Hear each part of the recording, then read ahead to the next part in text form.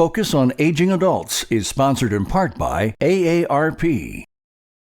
Our story begins more than 60 years ago inside an abandoned chicken coop where our founder discovered a retired teacher living, no home, no health care. So she said no to this injustice and yes to transforming lives. It's this drive, this compassion that inspired AARP. Today, we empower people to choose how they live as they age. We advocate for health and financial security. We strengthen communities everywhere. We are AARP Pennsylvania, creating real possibilities. Pennsylvania has one of the largest aging populations in the country. Our aging adults are vibrant, active contributors to our society. PCN, in partnership with AARP, present Focus on Aging Adults. Welcome to Focus on Aging Adults. I'm Larry Casper. This program is brought to you in partnership between PCN and the AARP of Pennsylvania. June is Elder Abuse Awareness Month.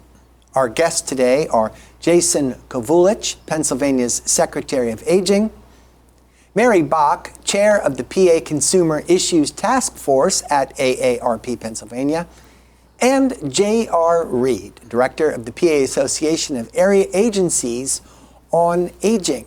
J.R., let's start with you. What forms can elder abuse take? Sure. Thank you for having me here today, first off. Elder abuse can take several different forms. It can be very direct, like physical abuse. It can be emotional abuse. It can be just as much as just isolating an individual that's more subtle from their family. A lot of it is around needing assistance because people are losing their independence, and then what happens is they begin to have to trust on other individuals to help them with things that they would normally do. And so when those trusts are built, sometimes people can abuse those trusts from various things, from financially to physically to emotionally. How big a problem is elder abuse in Pennsylvania, Mr. Secretary? I think it's a huge problem in Pennsylvania, but it's also a huge problem nationally. When you think about statistically, we're talking that 1 in every 10 people over the age of 60 have experienced some form of older adult abuse or exploitation in their lifetime, and that only 1 in every 14 cases is supposedly reported to us to be investigated and to be looked into. When you think about those numbers and you think about the 3.1 million Pennsylvanians that are over the age of 60, you really start to wrap your head around how big of an issue this is in Pennsylvania, how big of an issue it is nationally, and the work that we have to do together to inform people that there's resources out there to help them and that to keep them connected to all of us so that we can make sure that they have the services that they need, that they get the protections that they deserve, and that we can stop this at any time. And Larry, it's a problem that is not going to go away. Right now, there are about 18% of Pennsylvanians are over the age of 60, but by the year 2030, the number is going to be up to 28%. So it continues, it will continue, and it's happening in literally every community. 1 in 3 Pennsylvanians will be in the age group that Mary just described. 1 in 3 Pennsylvanians will be, individuals that we have to make sure have the information that we all work with to make sure that they can find the resources that they need to protect themselves from abuse and exploitation. J.R., you indicated that there's a range of forms of elder abuse. So can we say which form of elder abuse is reported the most frequently? Sure, it would be self-neglect. And when you think about self-neglect, it can be from different avenues. People might have a cognitive impairment, and so they're trying to hide the lack of independence, and they're worried about, what is going to happen to me, so there's a fear naturally with that. Or some individuals just, don't really like to go see the doctor or like to do those kinds of things, and for years everything's gone fine, and then what happens is things start to fall apart a little bit more. They're not able to take care of themselves as much. They may have more medical problems. So self-neglect is the most reported in Pennsylvania. It's been that way for a number of years. And sometimes you can tie that back to behavioral health issues, depression, isolation. That compounds the issues that JR just described. And that's why we, again, have to continue to make sure we educate and that we inform families and older adults of ways that they can combat this and that they can, do better for themselves and make sure that they have the services that they need. And if this person is isolated and they've been neglecting themselves, it sounds like it would take some more detective work on our part in order to identify those cases? Yes, yeah, it absolutely would. So that's kind of what the area agencies on aging do, is we do investigative work. If people report elder abuse to us, we begin an investigation. And so then we'll knock on the older adult's door, we'll do a number of collateral phone calls, maybe with their doctor, different things like that, to kind of like look and see what's really going on. And part of that whole process is to try to help the older adult, help the families. Oftentimes when we're helping families, it may not be this terrible abuse that's happened. Maybe they're caregiving and they're burning out because they're working and they need some resources and they need some reassurances and things to help them get through the caregiving because of the lack of independence. Or, you know, there's just a whole host of things that can go into investigations that we do from the area agencies on aging. And when the case is one of self-neglect, how do you end up learning it? Is it a family member or maybe a neighbor says, I have something to report about my neighbor and I'm worried? Yes, that's generally what happens. Is somebody will call us. They're anonymous reports. We're not able to give that information out. We always protect that. And usually it's a neighbor. It could be a doctor. It could be a hospital. It could be, you know, a delivery driver. The newspapers are stacking up on somebody's door and they're not getting in, or their mail's stacking up. And that's usually what breaks the call, breaks the surface and gets us to start looking into the situation and see how we can help and be of assistance. And that's why awareness is so very important, because so many of these issues are really hidden from view. So that might not be the case if physical abuse is involved, not a case of self-neglect. I'm making a distinction here. If there's physical abuse, that means there's another person involved, and that's a form of a secret too, isn't it? It is. And so oftentimes, you know, if it's in the community, they're trying to hide that, not have to go get medical care, or they do multiple different things like that. It can even happen at facilities, though, too, where physical abuse can occur, and they can be more subtle by like where people would hurt an individual, so it's not noticeable visibly. What are the signs and where are the signs? The signs would be, you know, if you're talking about physical abuse, yes. You know, absolutely, like the bruising, and it would be like in areas that maybe you don't see, like under their arms or in their legs or areas like that, and to obvious things that you could see physically from the outside. But oftentimes what happens is sometimes somebody might need help and they might have an aide coming in and bathing them, and they might find bruising that way, or family might detect that if aides are involved and they're bathing them, and they find on bruises that are unexplained from a physical abuse standpoint.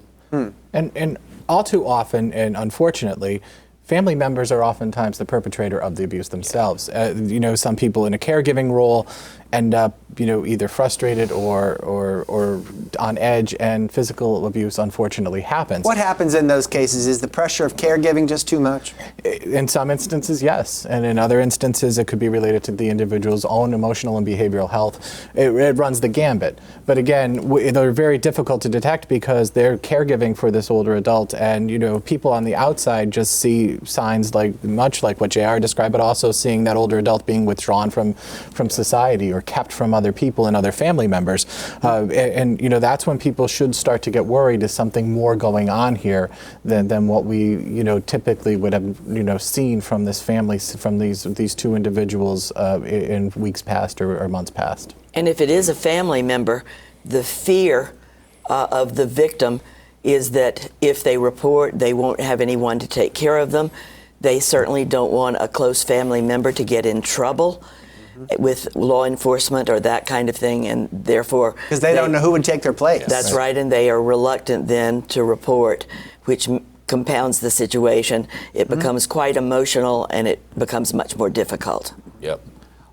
Sounds like a careful interviewing technique might be involved here. It really is, because you have to try to build a rapport with an older adult that's fearful, because they're going to lose their independence. I may not want to go into a facility. I don't want to get my grandson or granddaughter in trouble. You don't want to go from the frying pan into the fire and then lose your care altogether, right? Exactly. I think another thing that's really important is oftentimes these situations happen when there's a change. So one spouse maybe passes away, there's family members now now need to come in and help the surviving spouse, and maybe family members get involved that hadn't been for a while, and then slowly you'll see like isolation or things happen where they get involved in the finances, or there's just all kinds of host of things. But usually there's a situation like that, or some type of medical or physical disability begins to appear, and sometimes that changes the dynamic where this begins at, sometimes with older adults. Now, another variation of physical abuse would be sexual abuse. And how often is that reported? And again, how big of a problem is that if that's, say, a sub-problem of physical abuse? Yeah, it's an enormous problem because it's underreported. I think it's 1% or less in the state of Pennsylvania is reported, and we know that it's much higher than that.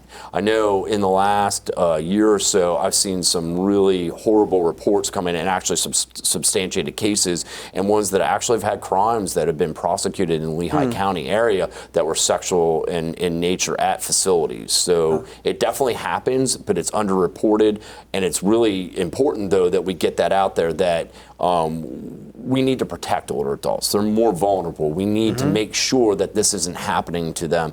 And, just like we do with children, we need to do that with older adults as well, because it's such a terrible crime that happens to some of them. And in many of these cases, it could be that there's serious dementia involved, or even Alzheimer's, so that the victim is not even totally aware of actually what is happening. Now, sexual abuse might even be more difficult than physical abuse, because the physical signs might not be as obvious. In other words, physical abuse, someone bathing that person might discover bruises on the arms, but sexual, there might not be any marks at all, and that seems like an even harder, maybe a more frustrating case to build. It really is. Oftentimes you either have to have a witness, or sometimes I would also caution is, somebody might be getting a cognitive impairment, and they might allude that something sexual's happened to them, and sometimes it might not be true. And people might think that it's not true because of the cognitive impairment. Right, and I think sometimes we have to be really careful that we make sure that we look under every rock, every situation, and look thoroughly into those. Now let's talk about another form of abuse that, again, it seems like the more we talk about these different forms of abuse, it becomes more difficult to identify if they've happened. So how about emotional abuse? Now that doesn't leave any visible marks. So how do you go about identifying those cases? So I think that comes down to when you're interviewing the older adult, how do they interact with you? What do they tell you? Is somebody isolating them? Is somebody not treating them well, not letting them call their other family members? Maybe they have a son that they're getting isolated from. Is there a son or a caregiver in the same room when the interview is going on? No. So one of the things that we do is we make sure that we separate the older adult from anybody that's in the home and make sure that we are interviewing them alone. And oftentimes we even go back multiple times to make sure that that happens, because you have to build that rapport, and it's hard to get somebody to trust in us because of all the scenarios that we've talked about before. So it's important to build that rapport and try to talk to them alone and reassure them that we're there to help them and provide services that they might need. Now, I want to share with you some statistics I just learned recently. This is out of the Administrative Office of PA Courts. So this has to do with the cases that come before them. They reported in the year 2022, there were 345 reports of elder abuse. So in their books, that meant an 86% increase since 2021. And any theories as to why such a dramatic increase? Well, we can hope that some of it is because of education, and the fact that people are more aware that these kinds of things are happening, and they know where to go, more reports, not necessarily more cases of abuse. And being able, again, to report it, knowing who is responsible, in the sense that who would have jurisdiction over some of these cases, and the fact that the Area Agency on Aging, the Department of Aging in Pennsylvania, has had so much to do with education awareness, and we hope that that will continue, and the fact that more and more people will be aware of the services that are out there and the situations that need to be reported. And I think we're changing how we do the work as well. We're taking a more multidisciplinary approach to doing this work. We are having better conversations with attorneys, or district attorneys and district attorney's office, local law enforcement. We're working more closely together. We're building cases together. And so you see greater numbers of prosecutions coming from that. But you also see the practice of older adult protective services evolving as the 52 area agencies on aging and their partners in AARP and their partners in their own communities, especially in banking and in the medical community. You see these partners coming together to not only identify potential cases, but to work together to find resolution and try to make the older adult whole again at the conclusion of these cases. Jason, are there any statistics emanating from your department about elder abuse that you'd care to share with us now? Well, if you'd like to see all of our statistics, we just recently released the annual Protective Services report. They're at it's the Pennsylvania Department of Aging's website, and you can look at the entire report. But some of the statistics that are alarming, I shared earlier. We did almost 37,000 investigations last year, but our substantiation rate still remains a little bit lower than we would like it to see it, or we can say that we have to do a better job of bringing cases in so that we can, make sure that the right cases are being investigated and that we are connecting to the right kind of victims, and make sure that they're getting the services, like I keep saying, that they need and have the information that they need to be able to move forward. Have you discovered, Jason, that more reports of elder abuse originate from one particular county, one particular part of the state than the others? Well, I mean, you could look at the statistics in that report and say, oh, look at X county is not getting as many reports as Y county, and they mustn't be answering the phone, and you can conjecture, but that's not necessarily true. You have to really dig down into the data to see that, take Lackawanna County, for instance. Lackawanna County has 3 hospitals, and those 3 hospitals serve a great deal of the rural counties surrounding Lackawanna County, which means that Lackawanna County's numbers are inflated to some, not inflated, but they're higher because of the fact of the medical situation in the surrounding area. So if you're not just looking at all the playing field and you're not looking at all the variables that feed into why certain numbers are, you can come to the conclusion that counties that are around Lackawanna County just don't take calls, which isn't true at all.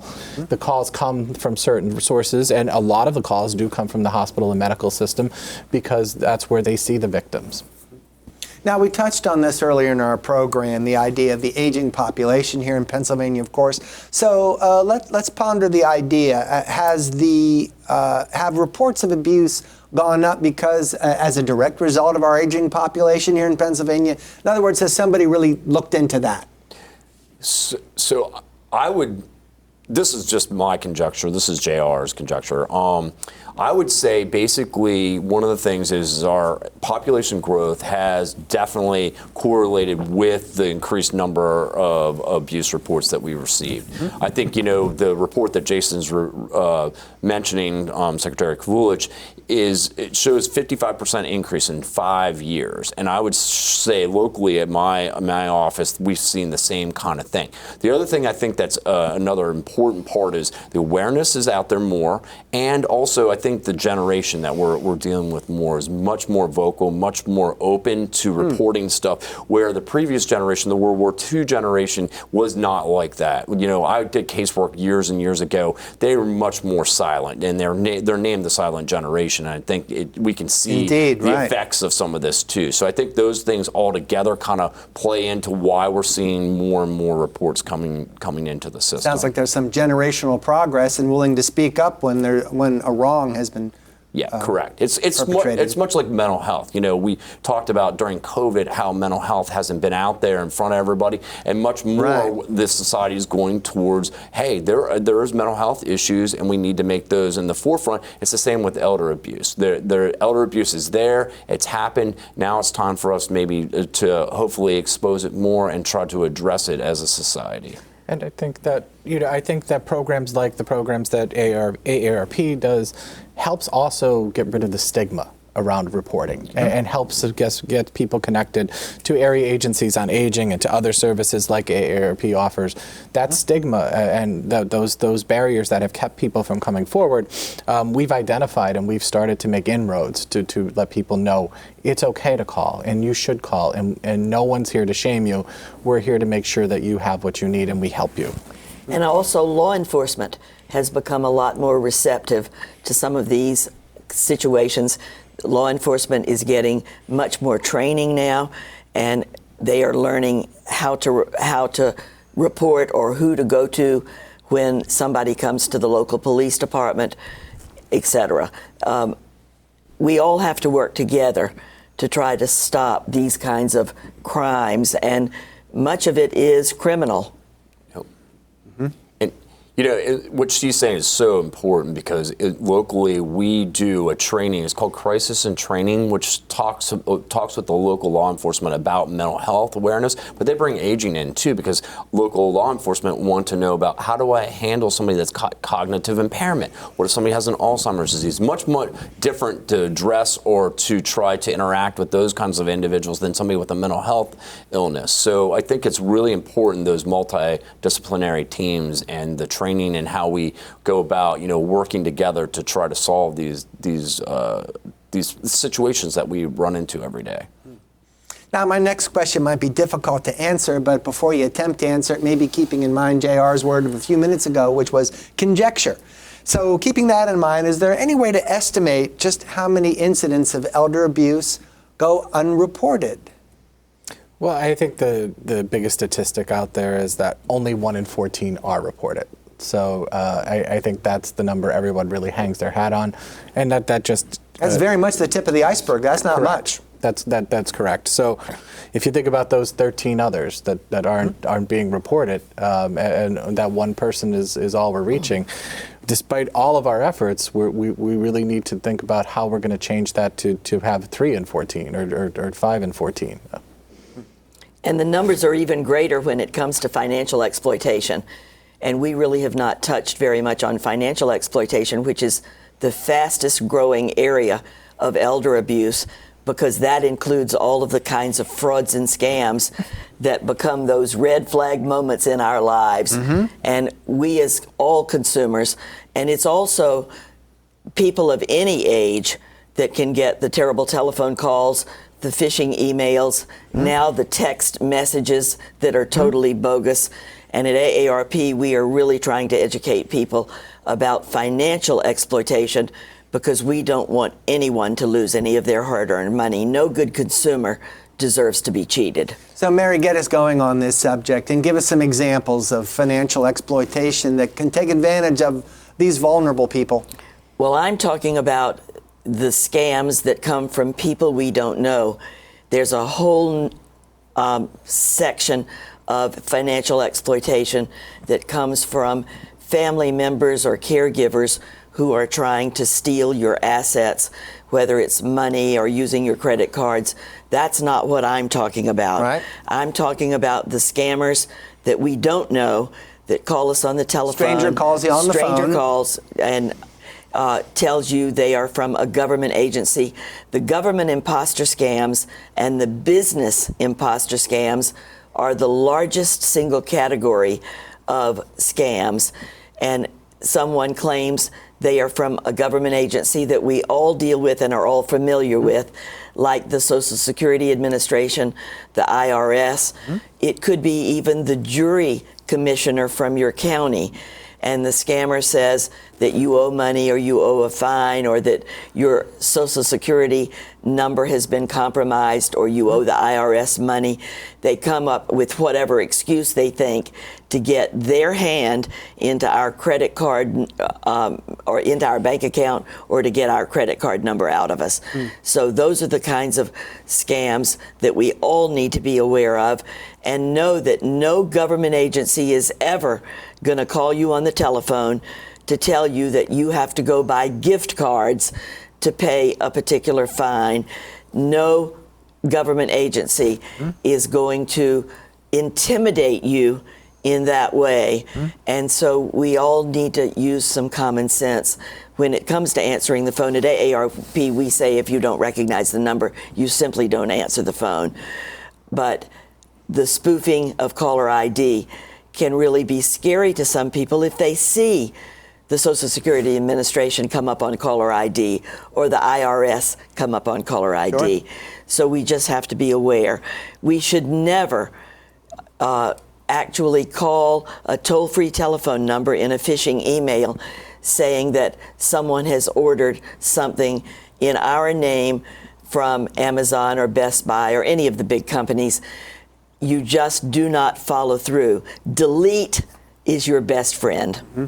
So it sounds like telephone is still the most popular way to reach this generation? It is, because we have telephones and many of us still have landlines, and the scammers know that they can pressure you, they can intimidate you, and that you will be so upset in the moment that you will then become emotional and you will give them whatever information they're asking for. The bottom line is you never give any kind of personal information over the phone to someone you don't know when you did not place the call.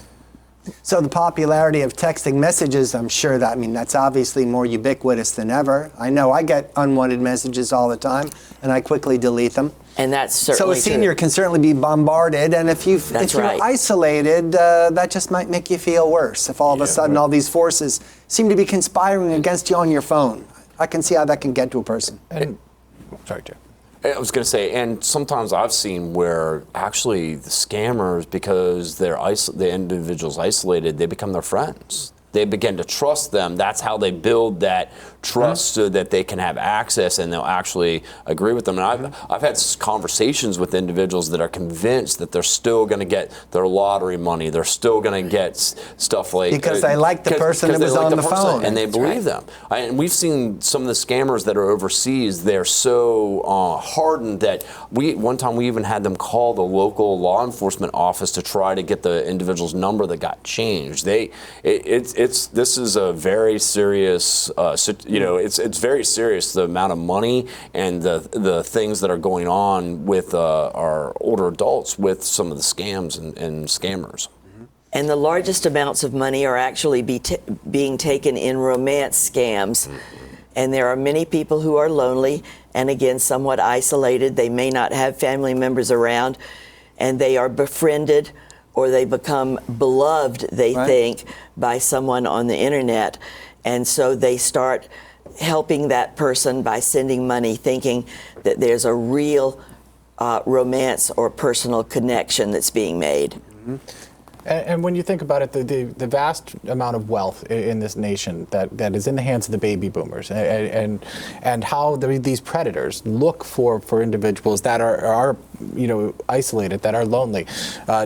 Disabled veterans oftentimes become big targets for the romance scams. And knowing what the resources that they bring in a month, predators go after them, knowing that they can easily get their hands onto some of these resources. That's why it's important to continue to bring this up and to diminish the stigma around coming forward, especially in places like the romance scams, that there's no embarrassment if this has happened to you. Call somewhere you're comfortable with. Call your local law enforcement, call AARP, call one of the 52 area agencies on aging.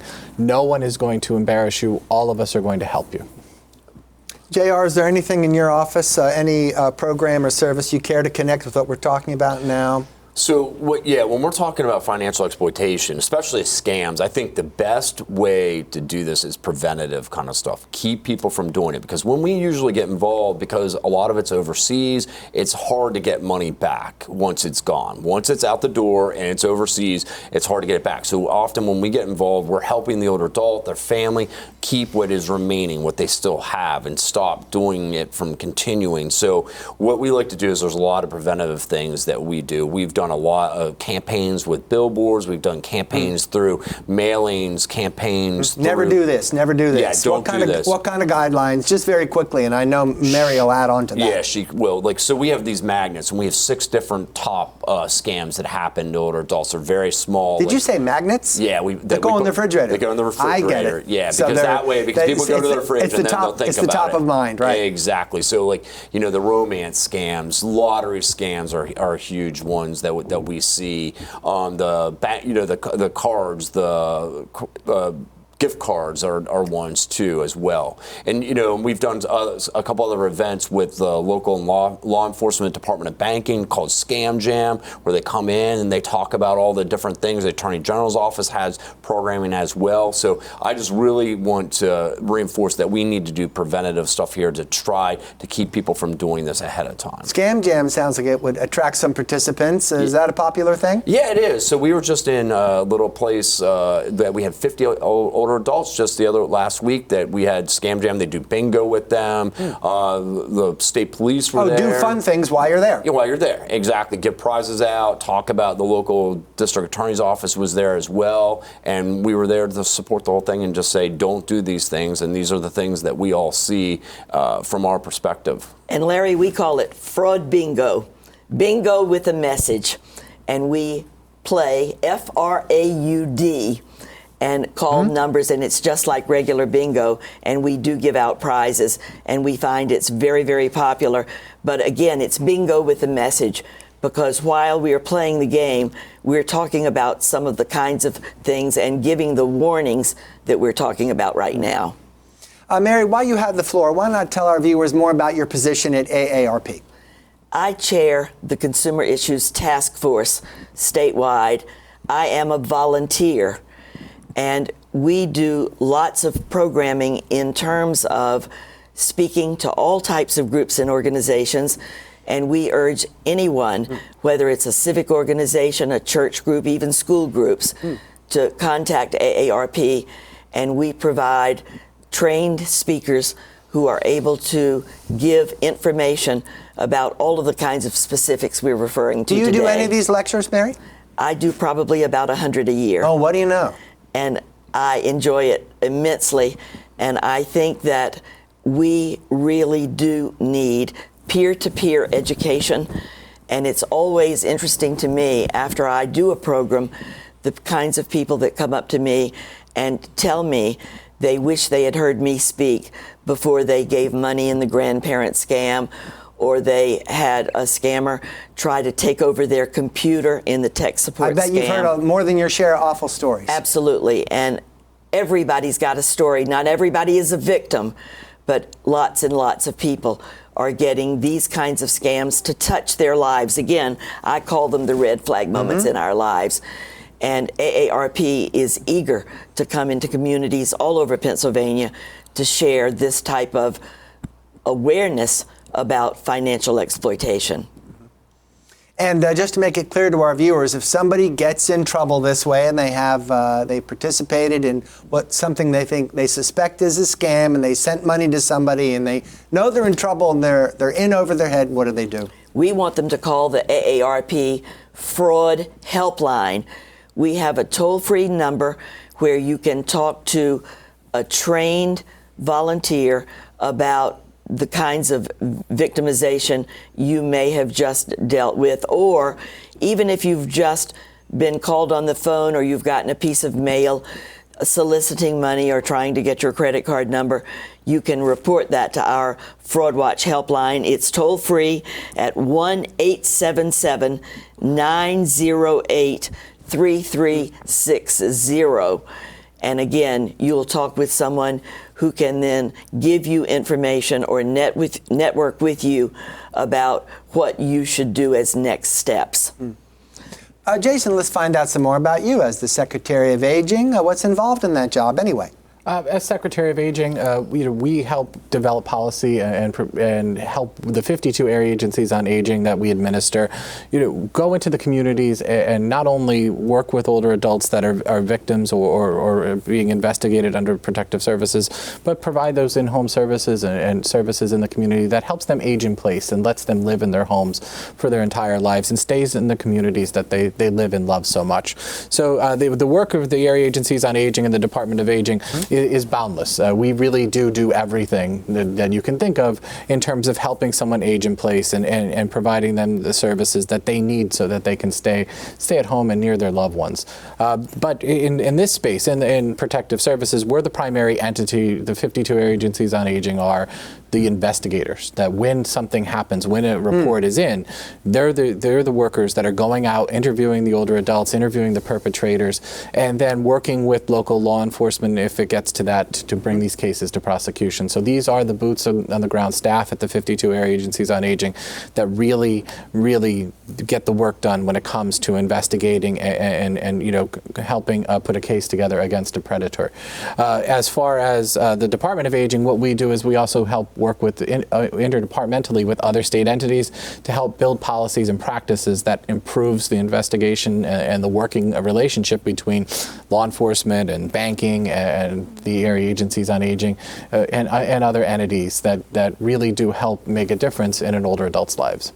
How about you, JR? I know you're the director of the PA Association of Area Agencies on Aging, and whenever I see the word association, I know everybody gets together and they talk about things. And what do you typically talk about when these agencies get together and compare notes? Absolutely. So yeah, all the area agencies on aging belong to our Pennsylvania Association of Area Agencies on Aging. So we kind of network together and we group together to make sure that we are, our number one goal is to serve older adults in Pennsylvania, make sure that the system's right, that we're advocating, because we're big into advocacy, Area Agency on Aging, that we advocate that the services are there, that older adults are taken care of, and we also provide a number of services as well. And so we all work together to collaborate because things cross over county lines and borders and stuff, and we all, have our borders and our areas, but there's things that happen that go across those county lines, and so we want to work together and do those things and come together collectively to serve Pennsylvania's older citizens. And I imagine these services and programs must have names, and it would certainly be convenient for people contacting you because maybe that makes it easier to get them connected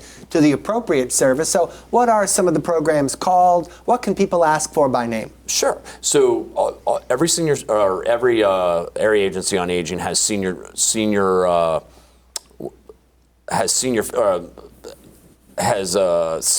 fares are basically, we also do in-home meals for people too. So people that need meals, we do in-home meals. We do congregate meals at senior centers. So those are a number of things. We also will do transportation sometimes for individuals. The lottery in Pennsylvania helps serve people 65 and over from lottery funds going to pay for that. Area agencies on aging might also sponsor people going to senior centers or going to adult daycare. So we also have in-home services that we provide to those seniors as well. If they need help with getting dressed, getting bathed, something of that nature, we do that as well.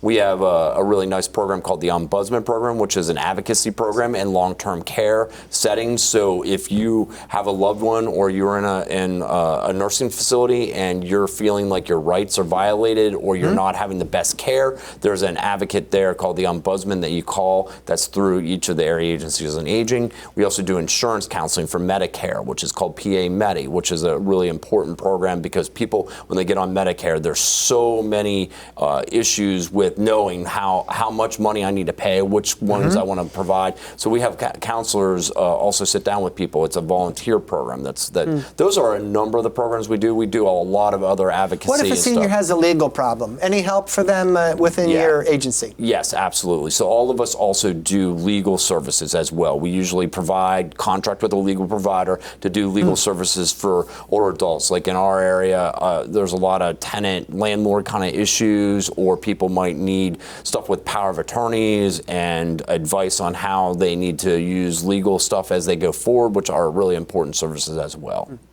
And I think in that space, it's important to just highlight they will legal services in the area agencies on aging help with the what JR described, but they don't go so far as to litigate. So they don't help bring lawsuits. They don't get into custody court with grandparents raising grandchildren.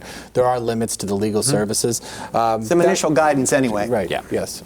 So while those services are robust and they do help in a variety of ways, there are limitations in that space, and it's important to note because all too often, especially when it comes to grandparents raising grandchildren, they're the services they're looking for the most because they're in the middle of a custody situation with their son or daughter and these grandchildren, and the cost of attorneys is pretty excessive.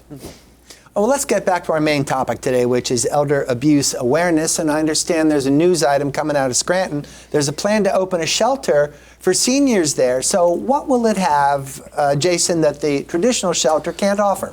So, this conversation began back when I was an area agency on aging director only 5 short months ago. But we had been planning this for nearly 6 years, this project. And it's taken 6 years to get to the groundbreaking that occurred last week. This will be one of a kind, older adult advocacy center. Think of it in terms of also a child advocacy center. So this won't be a simple shelter that someone just can come to off the street. This shelter is specifically designed for older adult victims. These victims will be working with an area agency on aging in the Northeast region. They'll have access to medical services, legal services, adult day services, senior companion services, personal care services. It's a person-centered model so that depending on what the victim needs, that's the type of services that could be brought in for this person. It will have 4 beds, 4 bedrooms. There'll be 4 little suites, so to speak, so that an older adult is comfortable and is safe. They'll have also a living area, and they'll also have access to a small kitchen, and they'll be able to have a more home feel. For victims, oftentimes in older adult services, there is those victims that unfortunately sometimes end up at a traditional shelter, or end up in a hotel, or end up in a personal care setting. That this will help us avoid. This will give them more dignity. This will give them, as a victim, the ability to be safe, to be served, and to reintegrate back into society with wraparound services in a more holistic type approach, and using a multidisciplinary team to help build out the service plan that goes with that older adult when they leave the facility. How many staff would be present there on any given day? Well, we're building our model now. We just broke ground, so we're in the work phase of designing. So you're building it from the ground up. So there is no blueprint for this. So we're designing it. So there's going to be a variety of staff. There'll be staff that will help us in the housing space because there'll be HUD funding involved. There'll also be staff to help manage the multidisciplinary team and work with the various counties that are involved. But then again, there will be staff that are there to man the shelter. And to make sure that the older adult, if they need something, they're there to attend to. But also, if that older adult needed a little more care, we can add personal care to that older adult's care plan to supplement the shelter staffs. Or that older adult can go to the adult day center, which is connected, and have socialization and programming there while they're staying at the shelter. Now, as you said, there's no blueprint for this shelter, and I think you pointed out it's the first of its kind in Pennsylvania. So what might be learned from it that we can apply to future shelters just like it? Well, we did design this, and we partnered with not only the Pennsylvania Association of Area Agencies on Aging and the Department of Aging, obviously, but we've partnered with Weill Cornell to look at making sure that we track our data and looking at what they've learned in this space. We've started bringing evidence-based tools. We're training now on the tool for informed decision, for the interview for decisional abilities, which we call the IDA. The IDA really helps us get a baseline if someone really would need to be referred to for a capacity evaluation. So what we're doing is we're growing practice, we're improving practice from this central location, and then we're partnering again with law enforcement and the medical community, the Lackawanna County District Attorney's Office, the Wright Center, all of these parties, the United Way, United Neighborhood Centers, in Lackawanna County, they're all involved in making this a success, because this isn't just a area agency on aging endeavor. This is a community endeavor, and the community is much bigger than just Lackawanna County, because it's going to impact directly 6 counties in that region. Now, you could have located this shelter anywhere in Pennsylvania. Why Scranton? Well, it was a project that came from the Lackawanna County Area Agency on Aging, so we were. So they kind of took ownership from the start. Yes. Well, it was my project for 5 years. I've worked on this. Okay, sorry about that. So we want to give credit where it's due. Believe me. I don't. But again, I want it to be a community effort, and we want to talk about it in terms of community, building the partnerships out over a number of years, and making sure that it has the feel that there's really no ownership, that it really belongs to all of us, because it's going to serve an entire region, and it's going to help us uplift the practice of protective services and spread good practice throughout the Commonwealth. How do you feel about the location, the quality of the real estate? Do you like it? The real estate is critical, because not only is it attached to an adult day center that's a nonprofit adult day center, it's also conveniently located to Interstate 81. It's moments from the 81 corridor, which is rarely only moments for the Pennsylvania Turnpike. So there is geographical advantages too. Plus, there's 3 medical facilities in Lackawanna County. It's just a good place to get to in less than within less than an hour. We can touch thousands upon thousands of individuals. So I figure someone must have set this precedent somewhere else in the country, and if so, can you peek at their notes and see what they've achieved? Well, we did cheat a little bit. We looked at a model that was in New York. It's in a nursing facility, though, in New York, and this model has a shelter, but they are skilled beds, and we saw that there are advantages to you doing this model in a skilled facility, but there's also disadvantages, and the disadvantages are you have to be dually eligible, and you have to be medically deemed appropriate to be in a skilled facility. So our model doesn't raise the bar that high, so that we'll be able to serve more persons than the model that we kind of were looking at initially can. Now, when a senior eventually goes to this shelter, how do they, for lack of a better word, earn a spot in that shelter? What kind of channels do they have to go through in order to end up there and take advantage of programs? The partnership agencies are working on exactly how we're going to do the intake process, but one of the biggest elements of it, are they a victim of older adult abuse or exploitation or neglect? The area agencies on aging will be involved in that, because if they're a victim going through any of these offices, that will be their first and immediate way to be admitted to the shelter. And what kind of experience typically would people working in a shelter like that have? Because you're obviously dealing with very delicate cases here. Well, I think that when you look at the type of experience, you'd have to be used to working with older adults and older adults that have a variety of needs, not just not just physical needs, but emotional needs and behavioral needs, because of the population that we serve. They have to be pretty aware of all the different types of complications that might come with anyone that comes to stay at the shelter. Final question, get some closure on the shelter. When do you intend to have it finished and have it up and operating? We believe that we broke ground on Friday, and we believe that by next year at this time, we will have all 4 beds open and ready for business. Well, congratulations on that. Let's consider we had you on this show last month, Jason. We talked about the governor's plan for aging Pennsylvanians. Now, there's been a development since then. He signed an executive order, and there's been an official announcement. Just what does the governor have in mind? Well, the Master Plan for Aging is an incredible initiative that all of us are working on together. This is a partnership endeavor, and this is our way of making sure that we build a plan for Pennsylvania that's built by Pennsylvanians. So right now, with the governor's executive order, it's empowered the Department of Aging to work with the area agencies on aging, to work with AARP, to work with the Centers for Independent Living, to go out and start to do community engagement exercises to make sure that older adults have a voice place in this plan. We want this plan to be built for them. This is a roadmap for the next 10 years so people can age in place in their communities. We want to make sure that everyone is heard. We want to make sure that we hit the bar when it comes to diversity, equity, and inclusion.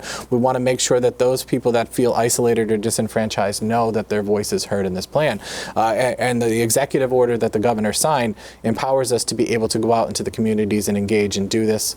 We've seen a tremendous amount of support already from our partners with the area agencies on aging, AARP, various community municipalities, county commissioners, all walks of life. All the department heads, all the cabinet members in our administration have come forward to be part of the work group. We have not been turned away by anyone. So that means the state police, banking, DCNR, all these other, the Department of Revenue, places you wouldn't think that would be involved in this plan have come forward and started to send representation so that we can continue to build this plan out for every older Pennsylvanian.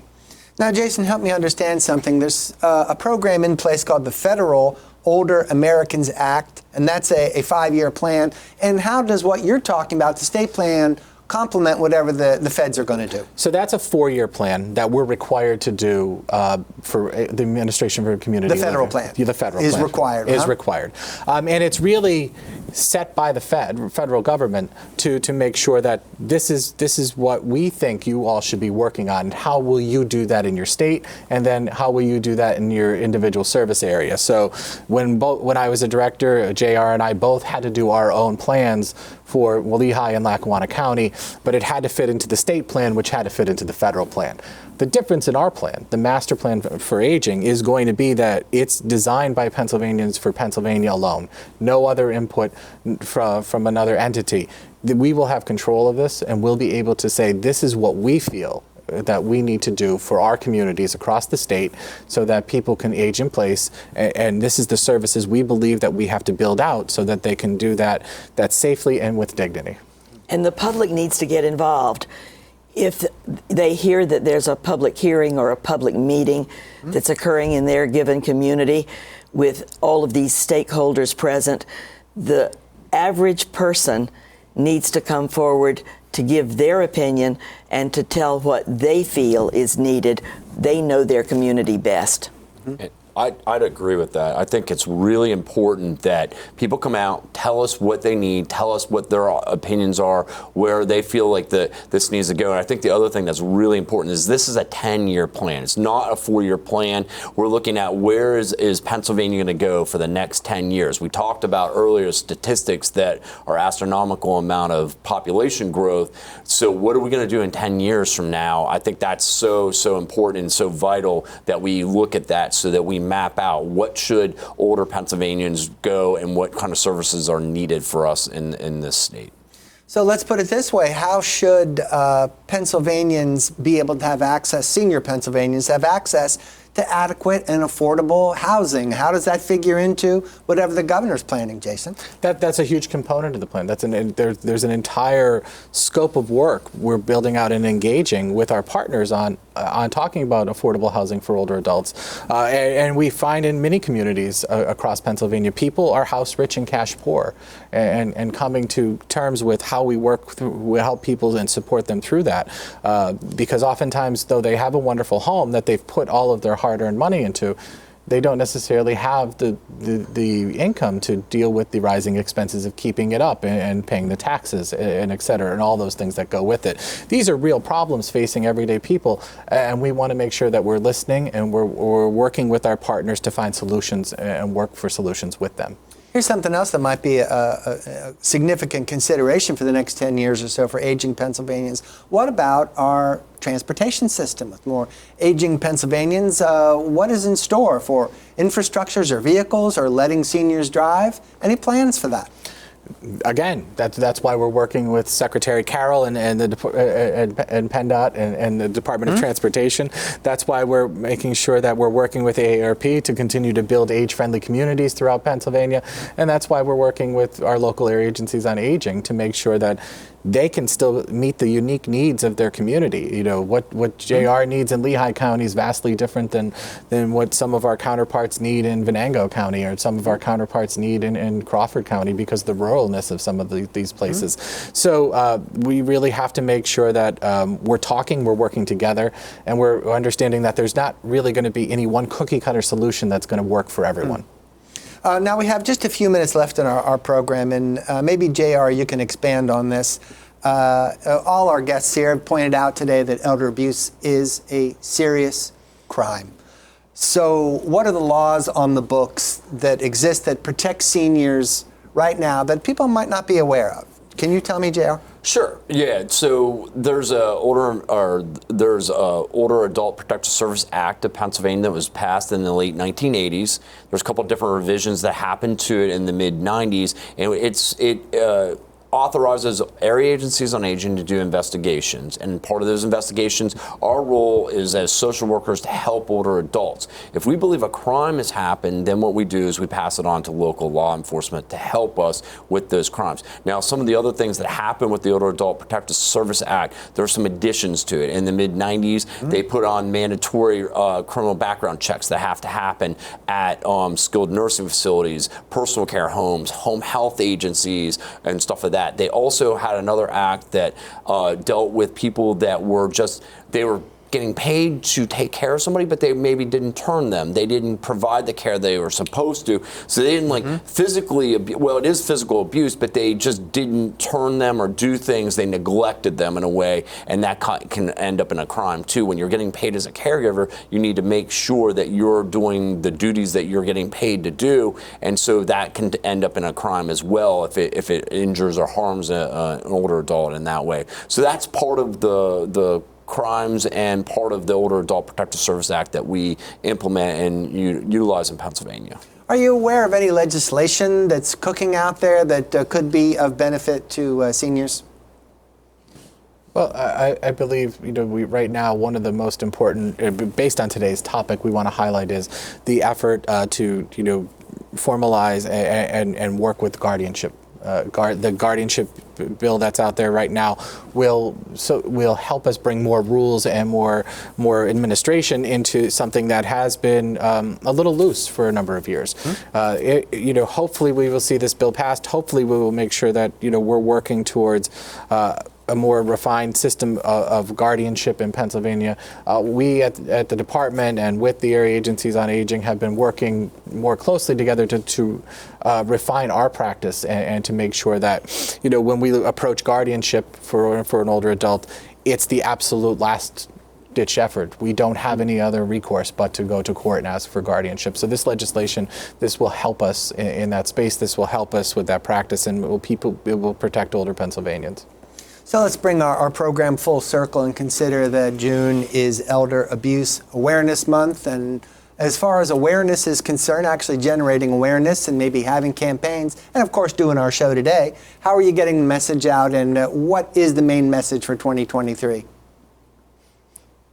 I would say that we're getting the message out because we, as I said earlier, that we do a lot of advertisement. We do a lot of different things that are out there, events with individuals to make them aware. We work in multidisciplinary teams to make sure we're training the staff and all the different departments together to try to get that message out that, this is happening. This is very real. How do we address it? I think that's what we do in Lehigh County is we make sure that we're making people aware through those events and stuff. And what about your department, Jason? We have events. We support the agency's events. We wear purple because purple's the color.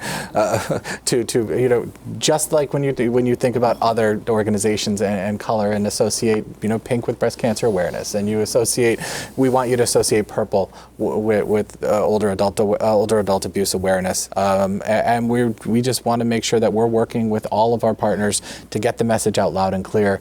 This can happen to anyone. This can happen in any community, and there's people out there to help you. And what about you, Mary, as far as awareness efforts are concerned and what the AARP of Pennsylvania is doing? Larry, we know that education is the key, and so we are speaking to as many people as we possibly can.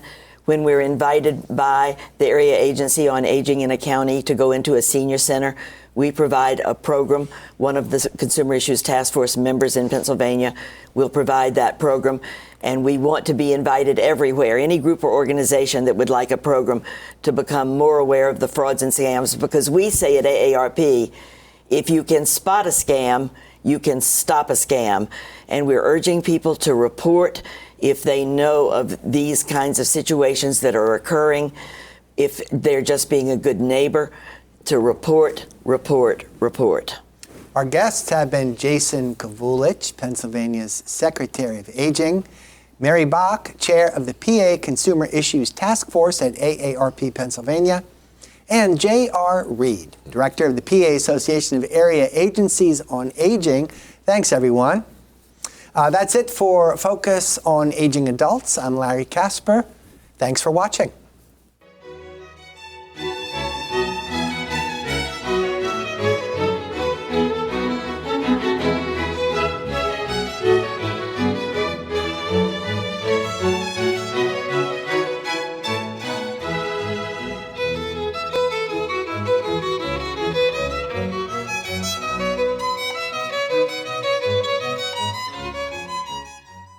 Our story begins more than 60 years ago inside an abandoned chicken coop where our founder discovered a retired teacher living, no home, no health care. So she said no to this injustice and yes to transforming lives. It's this drive, this compassion that inspired AARP. Today, we empower people to choose how they live as they age. We advocate for health and financial security. We strengthen communities everywhere. We are AARP Pennsylvania, creating real possibilities. Focus on Aging Adults is sponsored in part by AARP.